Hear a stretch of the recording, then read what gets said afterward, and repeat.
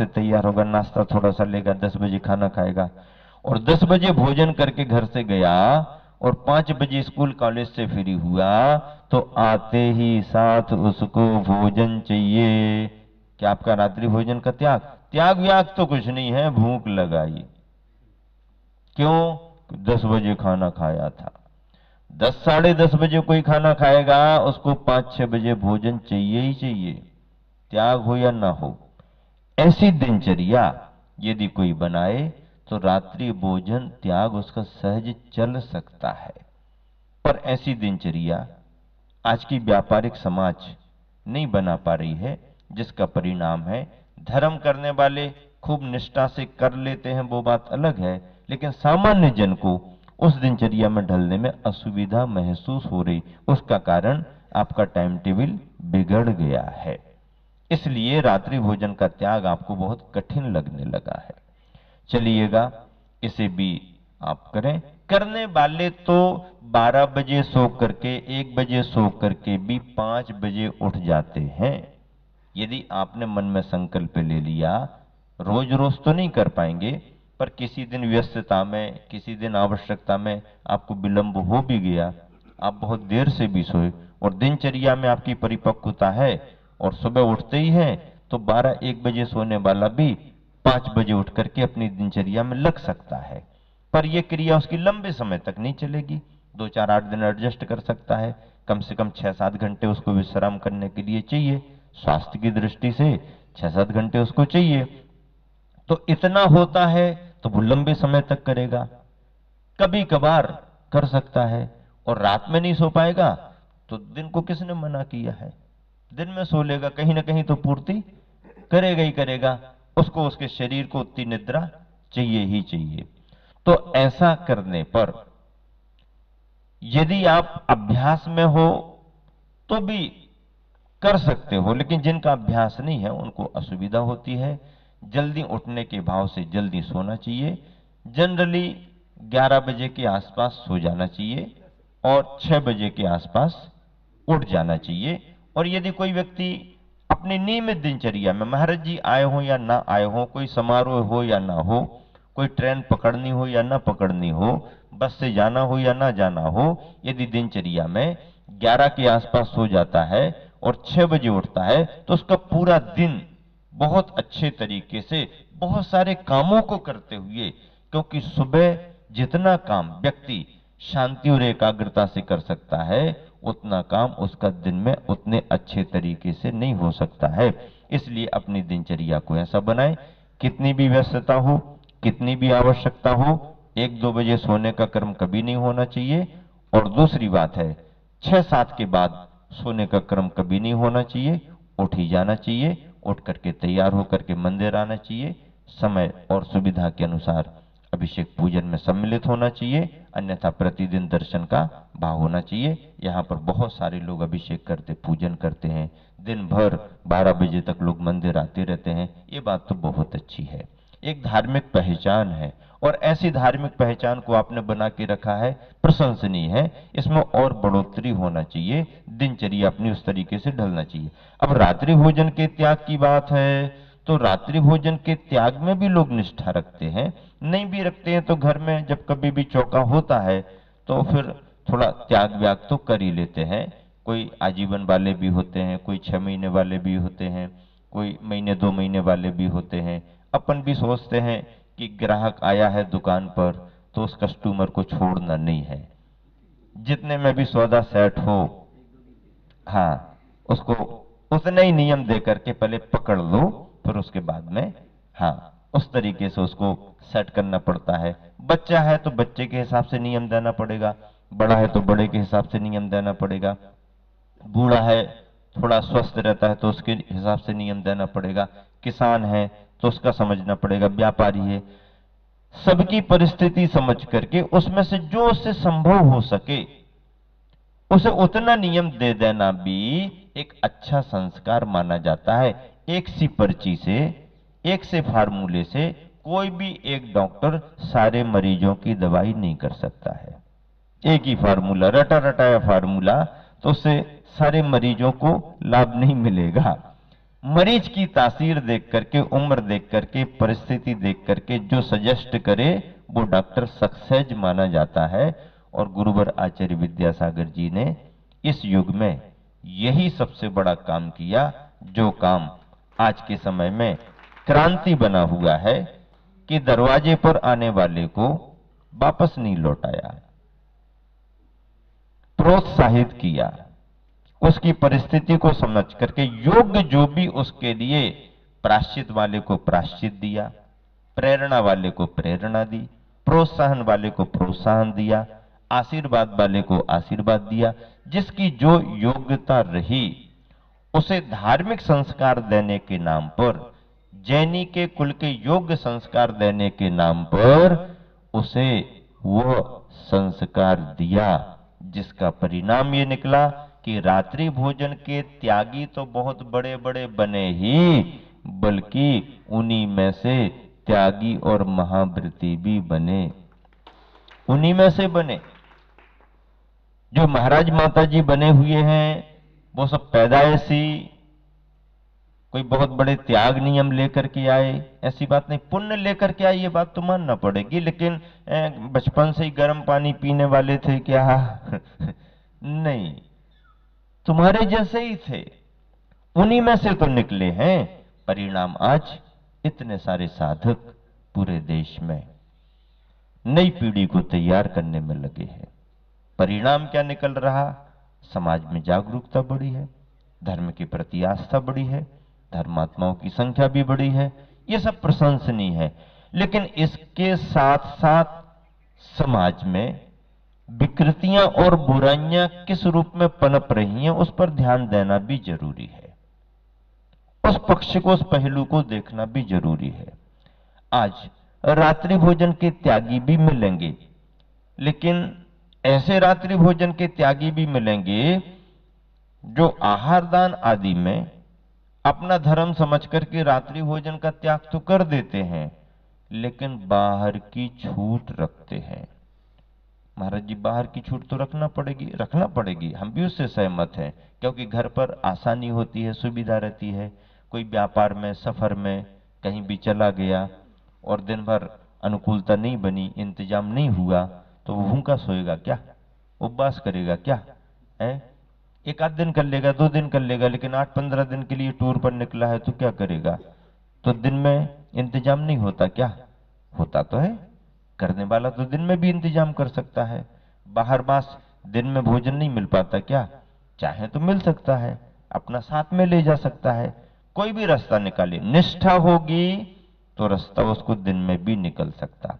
मान लीजिए हम तुम्हारा ही पक्ष लेकर के बात करें कि चलो दिन में तुम्हारे लिए समय नहीं मिला, रात में ही करना तुम्हारी मजबूरी हो गई, तो मजबूरी में यदि कहीं तुम व्यापार धंधे में, रिश्तेदार के यहां पर कोई कहीं पर मजबूरी में खा लो, कर लो भोजन, तो भी क्षम्य भाव से देखा जाता है गृहस्थ है, वो अपना दान पुण्य दे करके दोष कम करेगा, प्रायश्चित करेगा, ठीक है, गृहस्थ है, गृहस्थी का जीवन ऐसे ही होता है, क्षम्य भाव से देखा जा सकता है। लेकिन ऐसी कोई मजबूरी नहीं है, कहीं रिश्तेदार की बात नहीं, कहीं कोई दिन भर भोजन नहीं हुआ ऐसी बात भी नहीं, कहीं परिवार में बच्चे चलो पापा, चलो पापा, चलो मम्मी, चलो पापा, एक बार ले चलो, है विद्यासागर जी के दरबार में ले चलो, वो भजन तो है, लेकिन मान लो कहीं कहने चलो मम्मी, चलो पापा, एक बार ले चलो, बाजार में, होटल में, ढाबे में खिलाने को एक बार ले चलो, मान लो ऐसी जिद भी पकड़ लें। और यदि बच्चों की मानसिकता को, भावना को मजबूरी में भी पूरा करने जाना पड़े तो भी बाजार में भी खा लिया तो भी बड़ा महादोष नहीं है। दोष तो है पर इतना बड़ा दोष नहीं है, क्योंकि वो गृहस्थ है, अपनी सेवा से, पूजा से, दान से, भक्ति से, जाप करके उसे ठीक करेगा, भूमिका है। लेकिन महादोष कहां माना जाता है? जब ऐसी कोई परिस्थिति नहीं है, केवल आयोजन के निमित्त ही हम छूट रखते हैं।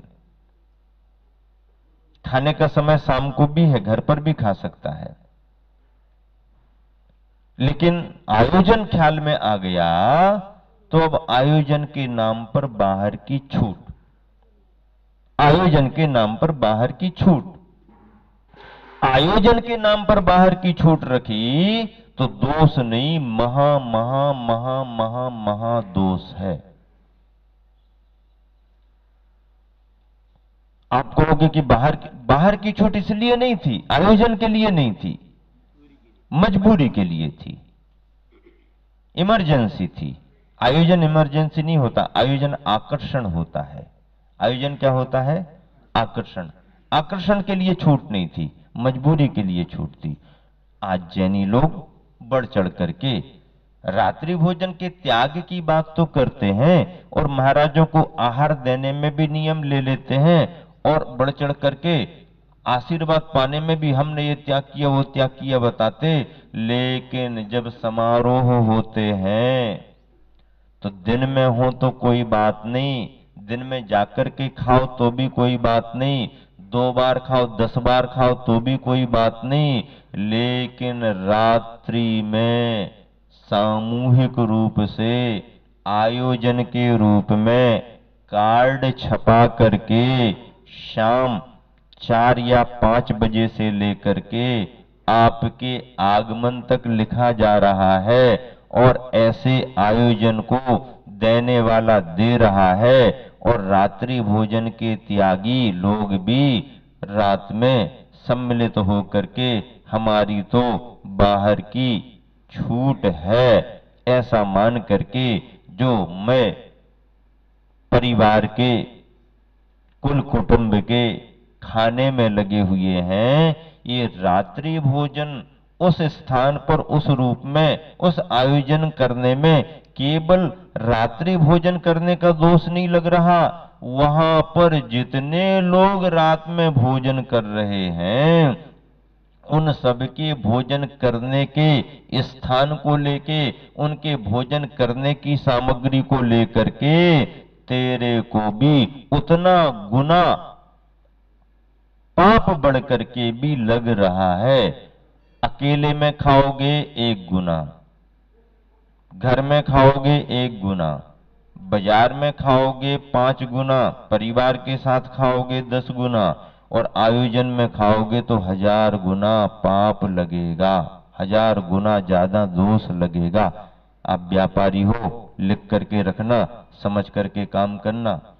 जिंदगी भर अभिषेक करो, जिंदगी भर महाराजों की सेवा करो, जिंदगी भर पूजा पाठ करो और जिंदगी भर भी तुम रात्रि भोजन का त्याग क्यों न रखो खुद में, अपने में। स्वयं का रात्रि भोजन का त्याग है, स्वयं वहां पर नहीं खाएगा और यदि वह जैन समाज और सारी समाजों को आमंत्रित करके रात में खिला देता है तो जिंदगी भर का पुण्य उसका गई भैंस पानी में। आप मानो, मानना ही पड़ेगा, मानना ही पड़ेगा। राई रत्ती भर शब्दों में फर्क नहीं हो सकता, बिल्कुल भी फेरबदल नहीं। क्यों? क्योंकि स्वयं त्याग ना कर पाओ चलेगा, लेकिन जिस चीज को कुल परंपरा से निषेध किया गया उसको हम आयोजन बना करके समाज में दे कैसे सकते हैं और समाज ने इसे मान्यता कैसे दे दी, समाज इस चलन में सम्मिलित कैसे हो रही। महाराज जी नहीं बोलेंगे तो बोलेगा कौन? तुम इसलिए नहीं बोल सकते कि अगली बार में तुम्हें भी तो करना है, तुम इसलिए नहीं बोल सकते कि अगली बार तुम्हें भी तो करना है। अभी तुम नियम लेकर के नहीं जाओगे तो तुम्हारे यहां कौन आएगा, क्योंकि तुम्हें भी तो रात में ही देना है। ये अंदर अंदर की जो तुम्हारी मानसिकता है यही समाज की पहचान को मिटाने में लगी हुई है। खूब महावीर भगवान के जुलूस निकालो आप, हैं? जियो और जीने दो का नारा लगाओ और खाओ और खाने दो का भी नारा लगाओ। तुम भी जियो, हम भी जिए, सब जियो, सब खाओ, सब तरह का खाओ। बहुत मतलब एक तरह से ये जो समय चल रहा है, पॉजिटिव विचार करें तो बहुत अच्छाइयां भी हैं और समाज के अंदर की पनपती हुई विकृतियों का विचार करें तो बहुत दयनीय स्थिति भी बनी हुई है। साल भर के तुम्हारे धार्मिक समारोह जैनियों के द्वारा दिए गए सामूहिक रात्रि भोज जैसे आयोजनों में पूरे साल भर की तुम्हारी पहचान को चौपट करते हैं। कोई तुमसे कुछ बोले या ना बोले, अंदर अंदर सारे समाज, दूसरी समाजें अपनी समाज को बचाने में लगी हैं। दूसरी समाजें ये नियम बना लेती हैं कि अपनी समाज का भोजन अलग और बाकी सब समाजों का, व्यवहारियों का भोजन अलग। और जैन समाज है तो जैन समाज के पास इसका भी कोई नियम नहीं है, इसकी जरूरत ही नहीं है। सब एक ही पंडाल में, एक ही छत के नीचे, हिंदू मुस्लिम सिख ईसाई सब भाई भाई, आओ आओ आओ और खाओ खाओ खाओ, तुम भी आओ, जिसके बाजे बजना है वो भी खाए और जो बजाने वाले हैं वो भी उसी में। सबको समानता से रहने का, जीने का अधिकार है। जैनियों ने इतनी उदारता का परिचय दे दिया और इसका परिणाम क्या निकलने लगा? जब तुम्हारे समारोह में जैनेतर समाज खुलेआम आने लगी है और खूब आ जाकर के घुल मिल करके खाना पीना करने लगी है, तो परिणाम क्या निकल रहा? तुम्हारी लड़की अजैनों में भाग रही है और तुम्हारा लड़का अजैनों की लड़कियों को लेकर के घर में बिठाल रहा है। ये परिणाम इससे निकल रहा है, इसी से निकल रहा। जब सारी समाजें उठ रहे, बैठ रहे, खा रहे, पी रहे, ये है वो है, बड़े व्यापार की चर्चा कर रहे हैं, वो अपने घरों की चर्चा कर रहे हैं, बच्चे फ्री हैं तो वो अपने भी अपने तरीके से पढ़ाई लिखाई की चर्चा करते करते और उनको जो समझ में आता है वो करना शुरू कर देते हैं। और हमारे तो ये व्यवहारी हैं, हमारे तो ये पहचान के हैं, हमारा तो बड़ा लाव लश्कर है, हमारा तो बड़ा व्यापार फैला है, हमारा तो 50 गांव में धंधा पानी चलता है, हमारा तो सभी समाजों में उठना बैठना है, हम तो बुलाएंगे, हम तो करेंगे, हम तो कराएंगे। परिणाम क्या निकल रहा? परिवार के परिवार बिखर रहे हैं, समाज की समाज टूट रही है।